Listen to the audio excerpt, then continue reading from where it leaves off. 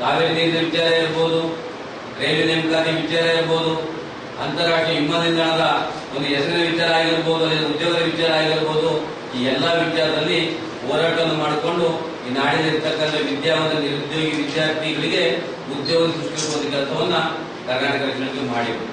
ಆದ್ರೆ ವಿದ್ಯಾರ್ಥಿಗಳಿಗೆ ಒಂಥರ ಕೆಲಸ ಸಿಗ್ತಾ ಇದ್ರು ಕೂಡ ಇನ್ನೂ ನಮ್ಮಲ್ಲಿ ಲಕ್ಷಾಂತರ ಜನ ವಿದ್ಯಾರ್ಥಿಗಳು ನಿರುದ್ಯೋಗ ಕೆಲಸವನ್ನು ಮಾಡಬೇಕು. ಅಲ್ಲಿ ನಾಡಲ್ಲಿ ರೈತ ಬೆಳೆದಂತಹ ಬೆಳೆ ಈಗಾಗಲೇ ಮಳೆ ಇಲ್ಲ, ಇದು ಉತ್ತಮವಾದ ಮಳೆಗಾಲ. ಈ ವರ್ಷ ಮಳೆಯಿಂದ ರೈತರೆಲ್ಲರೂ ಕೂಡ ಕಂಗಾಲಾಗಿರ್ತಕ್ಕಂಥ ಪರಿಸ್ಥಿತಿ, ಅಂದ್ರೆ ಮುಂದೆ ಅಂತಕ್ಕಂಥ ಚಿಂತೆ. ಆದ್ರೆ ಅದ್ರ ಜೊತೆಗೆ ಒಂದು ಕೂಡ ಈಗ ಬೆಳೆದಿರ್ತಕ್ಕಂಥ ತರಕಾರಿ ಬೆಲೆ ಜಾಸ್ತಿ ಆಗಿದೆಯಾ, ಅದು ಕೂಡ ಬೆಲೆ ಕಡಿಮೆ. ಯಾಕಂದ್ರೆ ಒಂದೇ ರೈತ ಎಲ್ಲಾ ಭಾಗದಲ್ಲೂ ಕೂಡ ಒಂದೇ ರೀತಿ ಬೆಳೆಯೋದ್ರಿಂದ ಆ ಒಂದು ತರಕಾರಿ ಬೆಲೆ ಕಡಿಮೆ ಆಗ್ತದೆ. ಅಂದ್ರೆ ಬೇರೆ ಬೇರೆ ವಿವಿಧ ತರಕಾರಿಗಳು ಬೆಳೆದ್ರೆ ಎಲ್ಲ ರೈತರು ಕೂಡ ಒಳ್ಳೆ ಬೆಲೆ ಸಿಗುತ್ತೆ. ಆದ್ರೆ ನಮ್ಮ ಒಂದು ಸರ್ಕಾರದ ನಿರ್ಧರಿತ ಒಂದು ಕಾನೂನಿಂದ ಇರೋದ್ರಿಂದ ಅವರು ರೈತರಿಗೆ ಮಾಹಿತಿ ಒಂದು ವ್ಯವಸ್ಥೆ ನಿರ್ಮಾಣ ಆಗ್ತದೆ. ಜೊತೆಗೆ ಈಗೇನು ಕರ್ನಾಟಕ ನಾಡಿನಲ್ಲಿ ಜಲ ಭಾಷೆ ಸಂಸ್ಕೃತಿಯ ಜೊತೆಗೆ ಸ್ಥಳೀಯ ಸಮಸ್ಯೆಗಳನ್ನ ಬಗೆಹರಿಸಬೇಕಾಗಿದೆ. ಯಾಕೆಂತಂದ್ರೆ ಸಮಗ್ರ ಕರ್ನಾಟಕದ ಅಭಿವೃದ್ಧಿ ಆಗಬೇಕು ಅಂತ ನಮ್ಮ ರಾಜ್ಯದಲ್ಲಿ ಕನಸನ್ನ ಕಂಡಿದ್ದಾರೆ.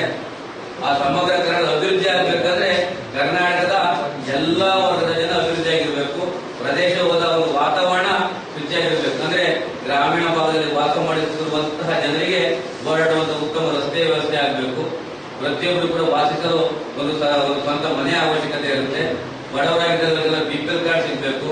ಆ ಮಕ್ಕಳಿಗೆ ಒಳ್ಳೆಯ ಓದಿಕೊಳ್ಳಿ ಶಾಲೆಯ ವ್ಯವಸ್ಥೆ ಇರಬೇಕು, ಆ ಮನೆಗೆ ವಿದ್ಯುತ್ ವ್ಯವಸ್ಥೆ ಇರಬೇಕು.